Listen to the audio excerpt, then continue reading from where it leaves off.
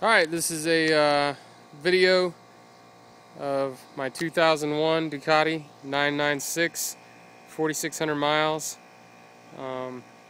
Just an overall walk around and then a few highlights on the features of it. Just looking at the bike, you can tell a brand like Ducati really invests in their paint, and this paint is such high quality, being 11 years old. It shines like a new Ferrari. It's really a beautiful motorcycle. The lighting right now with the sun straight above it probably isn't the best to make it look as good as it can. In the evenings it really looks like a piece of art. So that's the bike once around. Coming over here to the triple tree, we'll start with some of the add-ons. Most of them I think are cosmetic. But some, you could claim were done for weight. I didn't do any of them. That was the previous owner.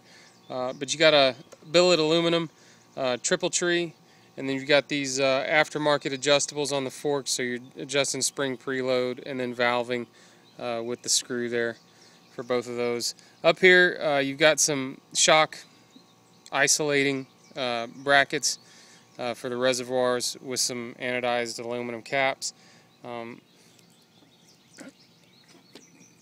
And I'd be lying to you, I'm fairly certain these are aftermarket clutch and brake levers, looking at some other Ducatis, but I didn't have enough experience looking at them on the showroom floor in 2001. But at any rate, I'm fairly certain these are aftermarket levers with adjustable throw for where you like your grip position.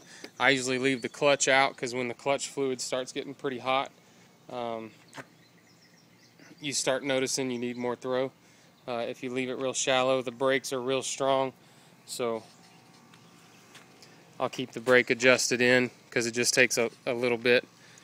I'm doing some bad camera work there. Anyway, so that's up top. Fairly certain this is the original steering damper there. Alright, moving down to some other bolt-ons. You can see some matching frame caps. Anodized blue aluminum clutch plate, and honestly I don't know if it's aluminum or not, and then this matching clutch plate cover. You can see he did, previous owner did what was popular in that time and color match powder coated the wheels. I think it's a nice touch, but you may want to have them powder coated back to stock if you like that stock Ducati look. As for the exhaust, I'm not going to claim that they're full exhaust. They do look a lot cleaner and a little bit bigger than other Ducatis I've seen. And now that I'm making this video, it is welded there, so these probably are actually full Termignonis because those aren't slipped on there. That is a welded joint, and I'm just now noticing that. So I didn't want to claim it before, but I think we can be pretty positive that that's full Termignoni exhaust. At any rate, a bike like this, I don't think there's much restriction on that exhaust anyway, unless you start getting into aftermarket intakes and stuff like that, which it does not have.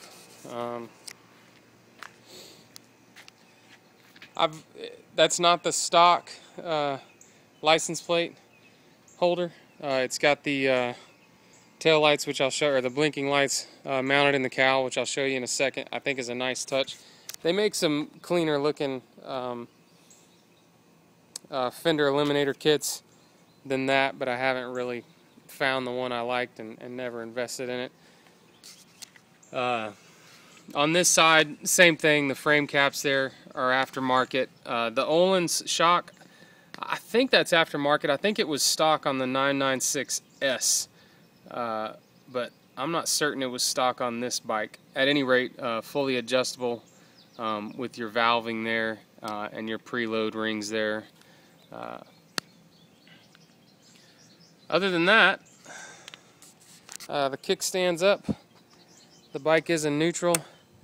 I'll start it up here.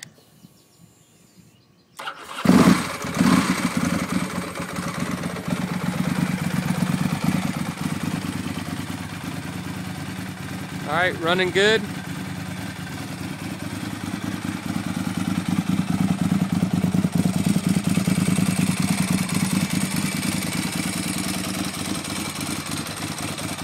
Like every Ducati, got that dry clutch sound when you stop. I think it makes it sound really sexy if you know what you're listening to. There, with a little bit of cloud cover, you can really see how beautiful the paint is in the right lighting. Alright, that's long enough for this portion.